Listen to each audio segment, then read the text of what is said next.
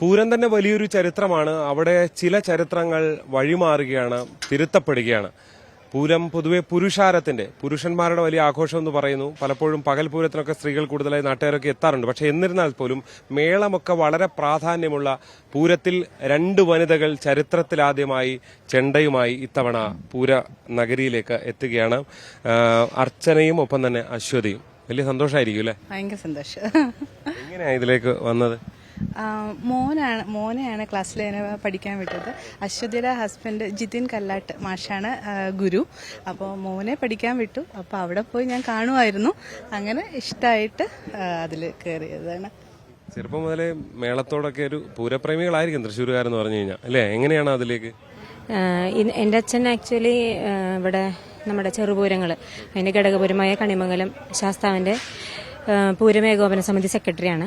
അപ്പോൾ ആളുടെ കൂടെ ചെറുപ്പം മുതലേ നമ്മളിവിടെ വരാറുണ്ട്, പൂരം കാണാറുണ്ട്. അപ്പോൾ ആ ഒരു ഇൻട്രസ്റ്റ് ഉണ്ടായിരുന്നു.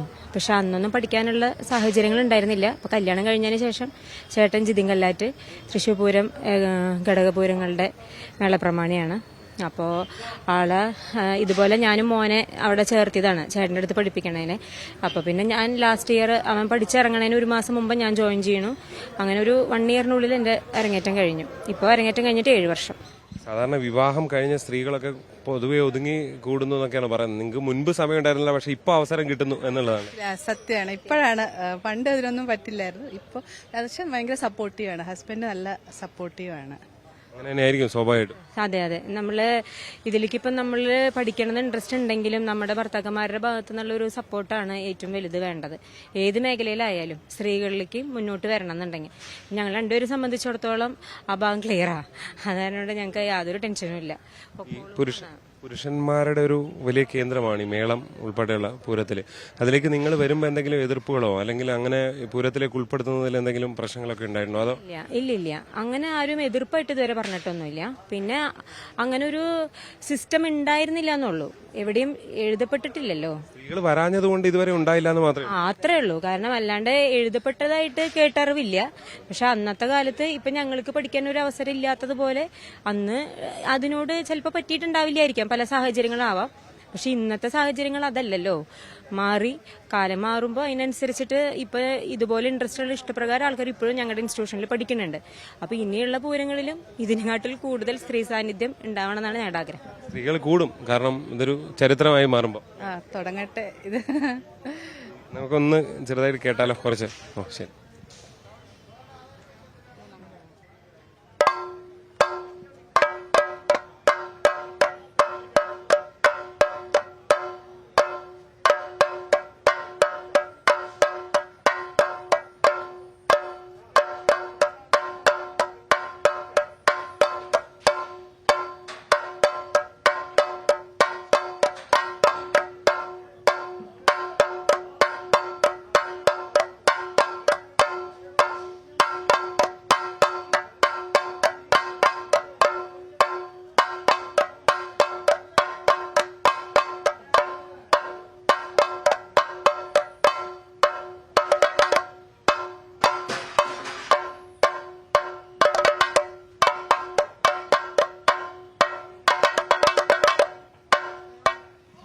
ഇതൊരു ചെറുതാണ്, ബാക്കി നാളെ ഉണ്ടാവും അല്ലേ? അതെ, നാളെ നമ്മള് വലന്തലാണ് പിടിക്കുന്നത്. കണിമംഗലം ദേശത്തിനൊപ്പം തന്നെ അല്ലേ? അതെ, കണിമംഗലം ദേശത്തിന്. എന്തൊക്കെ ചടങ്ങുകളിലാണ് പങ്കെടുക്കുന്നത്? രാവിലത്തെ വരവിലുണ്ടോ? എങ്ങനെയൊക്കെയാണ് അത്? നമ്മള് കണിമംഗലം ശാസ്താവ് മോർണിംഗ് നേരത്താണ് അവിടെ നിന്ന് പുറപ്പെടുക. കാലത്ത് നേരത്തെ പുറപ്പെടും. കൊളശ്ശേരിയിൽ നിന്ന് ഇങ്ങോട്ട് വന്ന് തെക്കേ ഗോപുരം വഴി ഉള്ളിൽ കയറി എലഞ്ഞിയുടെ ചുവട്ടിൽ നിന്ന് ഞങ്ങൾ ജോയിൻ ചെയ്യും. അവിടെ എത്ര സമയം ഉണ്ടാവും നിങ്ങളുടെ മേളം? ഏകദേശം ഒരു 2 മണിക്കൂർ കഷ്ടി. കാരണം അവിടെ നിന്ന് ചെമ്പട തുടങ്ങി ഇങ്ങോട്ട് പാണ്ടിയിലേക്ക് ഇറങ്ങുകയാണെന്നാണ് അറിവ്. അപ്പോൾ ആ ഒരു അവിടെ നിന്ന് ഉള്ളിൽ നിന്ന് തുടങ്ങി പുറത്തേക്ക് ഇറങ്ങണ ആ ഒരു കുറെ കായികക്ഷമതയൊക്കെ വേണമല്ലോ, ശാരീരിക സ്റ്റാമിനയൊക്കെ കുറെ നേരം നിന്ന് കൊട്ടാൻ പലപ്പോഴും സ്ത്രീകളൊക്കെ ചിലപ്പോൾ മാറി നിൽക്കുന്നത് അങ്ങനെയൊക്കെ പേടിച്ചിട്ടായിരിക്കും. നിങ്ങൾ ഇത് ആർജിച്ചെടുത്തോ? നിങ്ങളുടെ ഒരു ശാരീരിക അവസ്ഥയൊക്കെ എങ്ങനെയായിരുന്നു ഇതിനെ ഇത്ര സമയം നിന്നുകൊണ്ട് ചെയ്യുന്ന ഒരു? ഇപ്പോൾ ഫസ്റ്റ് തുടക്കം നമ്മളിപ്പോൾ നമ്മൾ മുട്ടിയിലാണല്ലോ പഠിക്കുന്നത്. അത് കഴിഞ്ഞ് നമ്മളിപ്പോൾ എൻ്റെയൊക്കെ വരുമ്പോൾ അരങ്ങേറ്റം വന്നപ്പോൾ ആണ് നമ്മൾ ചെണ്ടയിൽ ഒരു 10-15 ദിവസം നമ്മൾ ചെണ്ടയിൽ പ്രാക്ടീസ് ചെയ്യും. അപ്പോൾ ഫസ്റ്റ് 2 ദിവസമൊക്കെ ഇച്ചിരി ഷോൾഡർ പെയിൻ ഒക്കെ ഉണ്ടായിരുന്നു. പക്ഷെ പിന്നീട് അതങ്ങ് ആരം താങ്ങി നിന്നുകൊണ്ട് ഇത്ര നേരം ചെയ്യുന്നതിനൊരു പ്രശ്നം പിന്നീട് ആദ്യം 1-2 ദിവസമൊക്കെ ഒരു ഷോൾഡർ പെയിൻ നമുക്ക് സ്വാഭാവികമായിട്ടും ഉണ്ടാവും. പക്ഷെ പിന്നെ നമ്മൾ ഇതിലോട്ട് നോക്കുന്നില്ല. ഈ പെയിൻ ഒന്നും അല്ലല്ലോ നോക്കുന്നത്, നമ്മൾ കൊട്ടുന്നതിന്റെ ആ ഇൻട്രസ്റ്റ് ആണ് നമ്മൾ ഇതിലേക്ക് എത്തിക്കണം. അപ്പൊ പിന്നെ ആ ഒരു മേളം കൊട്ടുന്നതിന്റെ ആ ഒരു ഇതിലേക്ക് നമ്മൾ ശരീരത്തെക്കുറിച്ചോ ക്ഷീണത്തെക്കുറിച്ചോ ഒന്നും ഓർമ്മ വരില്ല. ഇല്ല, അത് നമ്മൾ ശ്രദ്ധിക്കണില്ല. അതാണ് സത്യം.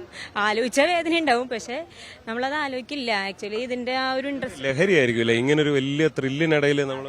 കാരണം നമ്മൾ ഇത് കണ്ട് താളം പിടിക്കുമല്ലോ പല പൂരങ്ങൾക്കും പോകുമ്പോൾ. അവിടെ നമ്മൾ നിന്ന് ആ താളം പിടിക്കുന്ന ഒരു ഇൻട്രസ്റ്റോട് കൂടിയിട്ട് തന്നെയാണ് നമ്മൾ കൊട്ടുമ്പോഴും. അപ്പൊ നമ്മൾ ഈ വേദന ശ്രദ്ധിക്കാണ്ട് പോണതാണ്. ഈ കുറെ എനിക്കൊന്ന് കൊച്ചു കുട്ടികളടക്കം പല ക്ഷേത്രങ്ങളിലും മേളത്തിലൊക്കെ നിൽക്കുന്നതാണ്. തൃശ്ശൂരിന്റെ ഒരു പാരമ്പര്യം തുടരും അല്ലേ? ഇനിയിപ്പോ കുറച്ച് സ്ത്രീകൾ കൂടി വരാനുള്ള സാധ്യതയാണ് കാണുന്നത്. ഇതൊരു തുടക്കമാവട്ടെ എന്നാണ്. അപ്പൊ എന്തായാലും ഇവർ നാളെയാണ് പ്രധാന പൂര ദിവസം തന്നെ ഇവരുടെ മേളം ഇവിടെ കാണും. ഈ സ്ഥലത്ത് തന്നെയാണ്, ഇവിടെ തന്നെയാണ് അല്ലെ, ശ്രീമൂലസ്ഥാനത്താണ് ഉണ്ടാകുക. അതൊരു ചരിത്രമാവുകയാണ്. കൂടുതൽ സ്ത്രീകൾ വരട്ടെ. അങ്ങനെ എല്ലാവരുടെയും കൂടുതൽ ആരും മാറ്റി നിർത്തിയതൊന്നും അല്ല എന്നാണ് ഇവരുടെ തന്നെ അഭിപ്രായം. സ്ത്രീകൾ ഇതുവരെ വരാതിരുന്നുകൊണ്ടാണ്. അപ്പോൾ കൂടുതൽ സ്ത്രീകളൊക്കെ എത്തി ഗംഭീരമാകട്ടെ എന്ന് നമുക്ക് ആശംസിക്കാം. വടക്കുന്നാഥ ക്ഷേത്ര സമീപത്ത് നിന്ന് അഖിൽ ഓട്ടുപാറയ്ക്കൊപ്പം ജി ശ്രീജിത്ത്, ന്യൂസ് 18.